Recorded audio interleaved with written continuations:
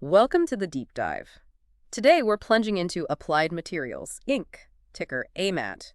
This company is, well, absolutely foundational to everything from your smartphone to cutting-edge AI. Absolutely critical. And the big question we're tackling is this.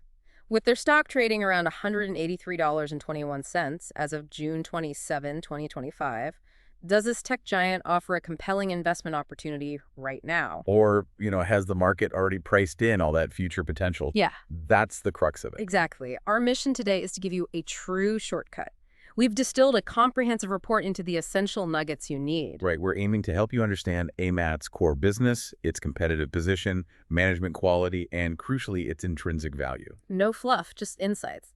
So let's unpack this with Chapter 1, Business Analysis. Okay. Applied Materials truly operates right at the heart of the global electronics industry. They're a leader in what's called materials engineering solutions. And when we say materials engineering solutions at the atomic level, it sounds complex, but think of it like building a skyscraper one molecule at a time. Super precise. Right.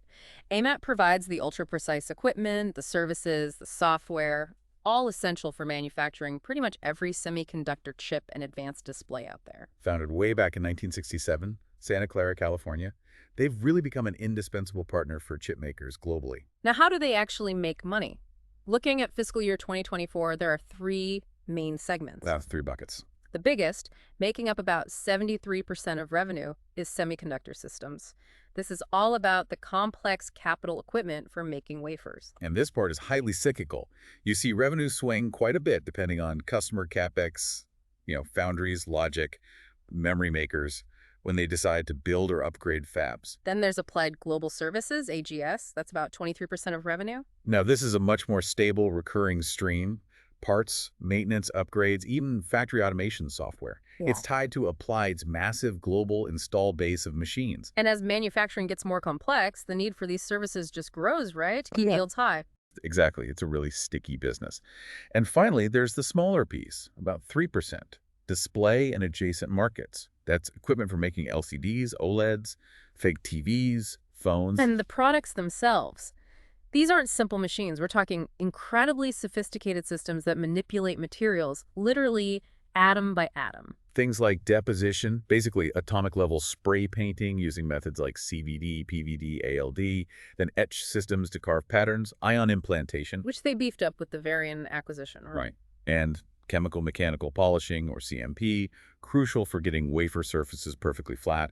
Plus, process control metrology, inspection, making sure everything's perfect. And a great example of their innovation is that Centura Sculpta system. Ah, yes, Sculpta. That's a breakthrough in pattern shaping. What it does, basically, is let chip makers create high-performance transistors using fewer steps with that super expensive EUV lithography. Which saves customers money, reduces complexity, and it's even better for the environment. It's a really smart workaround for a very costly process step. What's fascinating here is how Applied Materials has really cemented its market position. They are, quite simply, the world's largest supplier of semiconductor manufacturing equipment by revenue, period. That's huge. And being in the NASDAQ 100, the S&P 500, that underscores their importance. Absolutely. And their global presence is formidable. They were pioneers setting up service centers in places like Japan and China, way ahead of many others. And their core value proposition ties it all together. They talk about enabling PPT. PPIC stands for power, performance, area, cost, and time to market. It's not just about selling tools, it's about selling the ability to make chips smaller, faster, more powerful, more energy efficient, and cheaper to make. And getting them to market faster, like building that microengine, they give you the tools to shrink it, boost efficiency, cut design time. Which is absolutely critical now that traditional chip scaling, Moore's law, basically is hitting physical limits. You can't just shrink transistors forever in the same old way. So if we connect this to the bigger industry picture, there's this tension, isn't there? Definitely. You've got these powerful long-term growth trends, AI, IoT, cloud computing, pushing demand up. But layered on top is this deep historical cyclicality, the industry swings. So for 2025, the outlook looks pretty bullish. Undeniably bullish for 2025. AI and high-performance computing are huge drivers. The AI chip market alone projected over $150 billion in 2025. Wow. The broader semiconductor market is set for double-digit growth, bouncing back from an inventory correction. And the equipment market itself, Wow. expected to grow 8% in 2025. Q1 billings are already up 21% year over year. Strong start. Okay, that sounds incredibly promising. But you mentioned the cyclicality. This industry has flipped from growth to contraction, what, 9 times in 34 years? That's the history. So while 2025 looks good, you absolutely have to factor in that inherent volatility. It's a primary risk for anyone investing here. You're absolutely right to flag that. Now, the competitive landscape for AMAT, you described it as an oligopoly. Yeah, basically. Very high barriers to entry, direct competitors, Lam Research, strong in etch, deposition, Tokyo Electron, the Japanese giant, very diverse portfolio. And then you have ecosystem players, right, like ASML. Exactly. ASML holds a near monopoly on EUV lithography. They're partners in some ways, competitors in others. Yeah. Like with Sculpta, reducing the need for some EUV steps. Interesting dynamic. And KLA Corporation, the leader in process control, mostly complementary. But the key here is collaboration. The costs and complexity are so immense, nobody goes it alone. So AMAT isn't just selling tools, they're co-developing with customers years ahead, like their IPIC R&D centers. Precisely. And comparing them to peers, AMAT's scale is clear. Market cap around $147 billion, $28 billion in TTM revenue. Very healthy margins. Gross over 48%, operating near 30%. TTM-PE around 22.3, dividend yield just under 1%. Yeah. How does that stack up? Generally compares well against Lam, KLA, even ASML in some metrics. And the regulatory environment must be a huge factor, too. Oh, absolutely. You've got opportunities like the US CHPS Act pushing for domestic fab construction, which is good for AMAT. But then the headwinds. Export controls, especially targeting China's access to advanced tech. China's a big market. A very significant market. Yeah. So that's a major risk factor. And this brings us to what really protects companies like Applied their protective moat. The barriers to entry. Exactly. First, the sheer cost of R&D. AMAT spent about $2.8 billion in FY 2023 alone. Then intellectual property, over 15,000 patents for AMAT. Wow. Massive economies of scale in manufacturing. And maybe most importantly, those deeply entrenched customer relationships. Switching suppliers is incredibly difficult and costly for a chip maker. So Morningstar rates their moat as wide. That's a strong endorsement. It is. Their brand, built over decades, means quality and reliability. Scale brings cost advantages, and those switching costs are huge. Requalifying a multi-billion-dollar fab process, nobody wants to do that lightly. And the AGS services segment really feeds off that installed base, creating a sticky ecosystem. Absolutely. But maybe their most potent advantage is just the sheer breadth and integration of their portfolio. This allows them to offer what they call integrated material solutions, or IMS. For those complex 3D chip designs. Exactly. Things like gate-all-around transistors, 3D NAND memory, advanced packaging. Chips aren't just flat anymore. They're becoming like microscopic skyscrapers. AMAT has the full suite of tools needed to build these complex structures, which lets them capture more value. Here's where it gets really interesting as we dive into Chapter 2, Management Evaluation. Okay, leadership. CEO Gary E. Dickerson. His track record is really quite impressive. He's been CEO since 2013, long tenure. Yes, and over 35 years in the industry. He was CEO of Varian when AMAT bought them, spent 18 years at KLA-Tencor before that.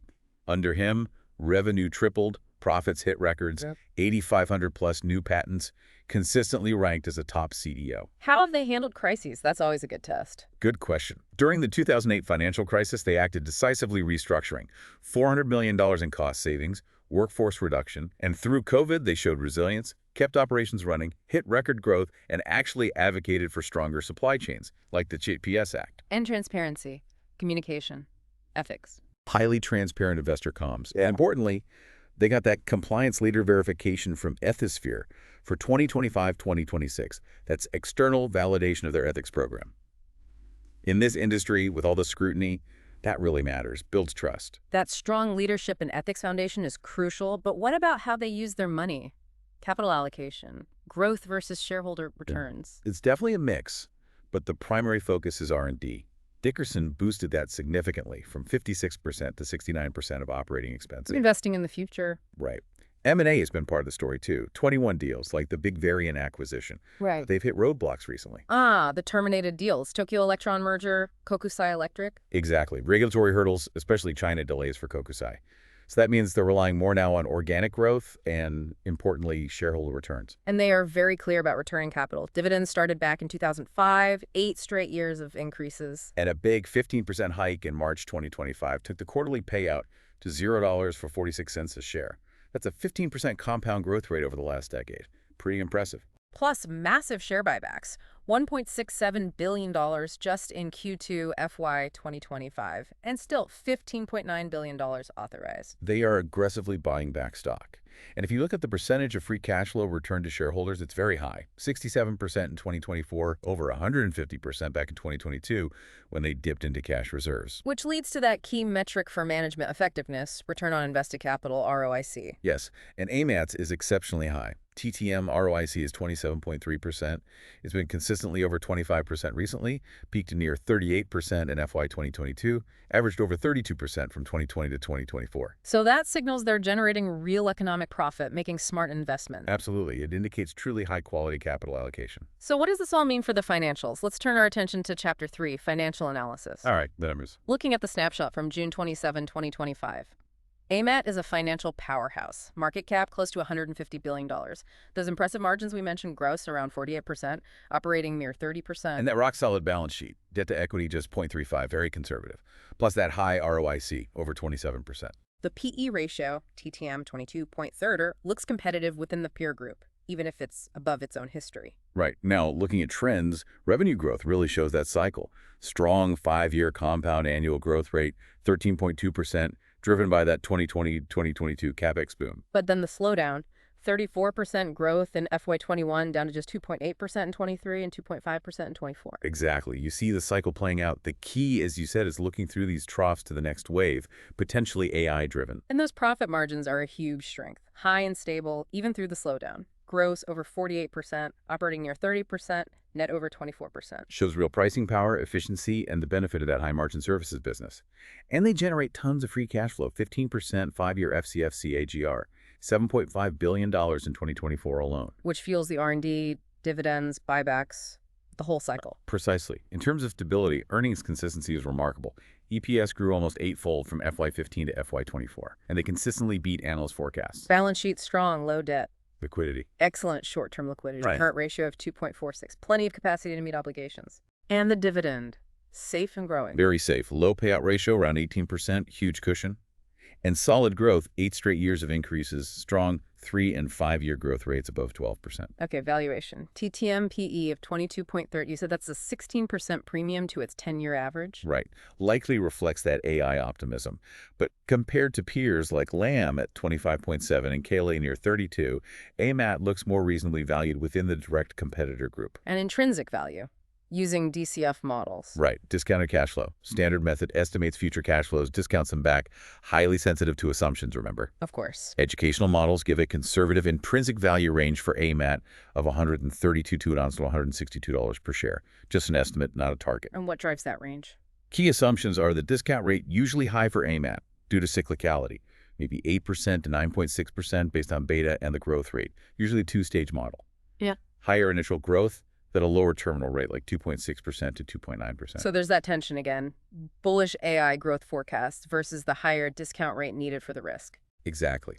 That's the core valuation challenge here. If we connect this to the bigger picture, we need to understand Chapter 4, market sentiment. How is the market perceiving AMAT right now? What are analysts saying? Wall Street analysts are generally positive. The consensus is a moderate buy. The average 12-month price target is around $200.24. Which is about 9.3% upside from the $183 to price point. But there's a wide range in those targets, $158 to $250. Yeah, it reflects differing views on the headwinds versus tailwinds. But recent actions, like Cantor Fitzgerald bumping their target to $220, show constructive sentiment building. What about the media tone? General buzz? It's mixed. Optimism about earnings, shareholder returns, but also caution about the cycle slowdown, U.S.-China issues, supply chains. And you mentioned an interesting disconnect. Yeah, professional analysts are moderately bullish, but TipRank's data showed retail investor sentiment as very negative. Maybe individuals are more focused on those headline risks. That is fascinating. Given that cautious retail view, what do market indicators show? Any red flags? Not really, no. Short interest is moderate, around 2.07% of float. No extreme bearishness, low risk of a short squeeze. Maybe 2-3 days to cover. And technically, price versus moving averages. Looking strong. The share price, $183.21, is comfortably above its 50-day moving average, $160, $163 range. That signals a bullish short-term trend. And the 200-day? Also well above the 200-day, 163 to 172 range. That indicates a strong, bullish, long-term uptrend. Confirms positive momentum. Okay, let's move on to Chapter 5, ownership structure. Who actually holds the shares? Who holds the cards here? Well, institutional investors dominate. They hold about 80.7% of the shares. That's strong confidence from the pros. Big names like BlackRock, Vanguard, State Street. Exactly.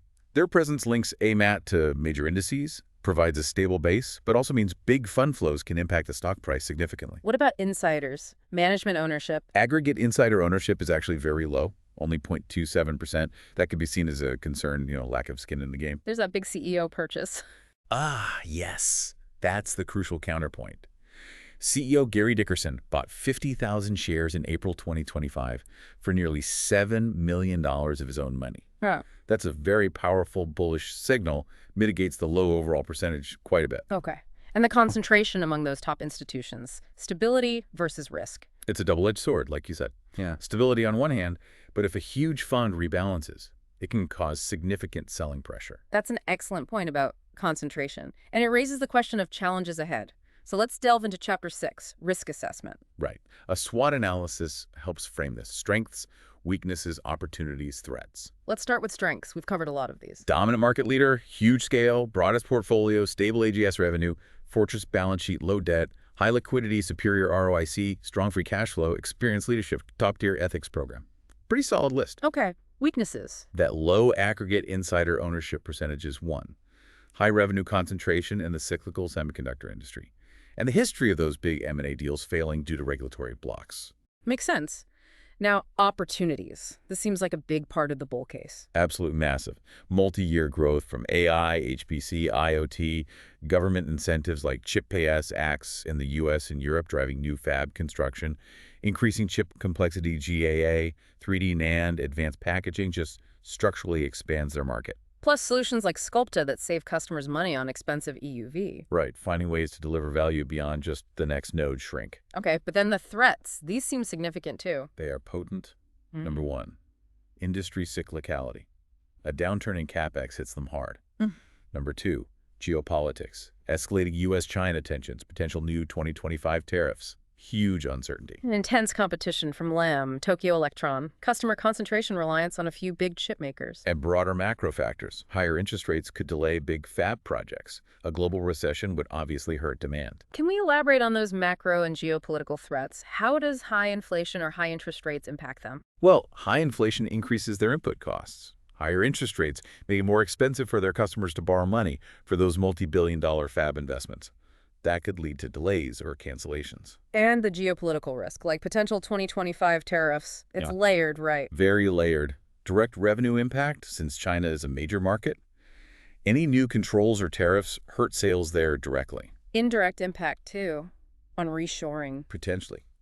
Broad tariffs could increase costs for U.S. fabs, maybe slowing down that reshoring trend, which is otherwise an opportunity for AMAT. And then there's just the uncertainty. The uncertainty tax, exactly. If customers don't know what the rules will be, they pause spending. Creates an air pocket in demand. And the nightmare scenario, a cyclical downturn plus a major geopolitical shock, that could make things much worse. What's fascinating here is how all these pieces fit together for Chapter 7, conclusion. Okay, let's synthesize. The bull case for Applied Materials is strong. High-quality, dominant leader, wide moat, essential for AI, IoT, HPC, exceptional financials, balance sheet, profitability, FCF, proven, shareholder-friendly management dividends, buybacks, that CEO stock purchase. Plus the moderate buy consensus and strong technicals. Right, but the bear case focuses on those major external risks. The deep cyclicality of the industry, magnified by geopolitics, U.S.-China, tariffs. And the valuation challenge for value investors. PE above historical average, not much margin of safety baked in. Exactly. And while the CEO purchase helps, that low overall insider ownership is still a governance point for bears. The bear case argues that headwinds could overwhelm tailwinds, and the current price doesn't compensate for those risks. So, summarizing the valuation again, that conservative DCF range. Estimated intrinsic value range based on educational models is $132 to $162 per share. An estimate, remember. Okay, so bringing it all together, the share price at $183.21 is trading significantly above that conservative range. It is, which suggests the market has already priced in a lot of that future AI-driven growth. So while the company's quality is undeniable leadership, profitability, market position, the current price seems stretched. for a value investor. It appears to offer little to no margin of safety for a prudent value investor. Yes. Investing here seems less about the known quality and more a bet that secular growth just keeps rolling, overcoming any cycles or geopolitical bumps. So for value investors, the price looks ahead of the fundamentals. That's a fair assessment based on this analysis. So here's a final thought.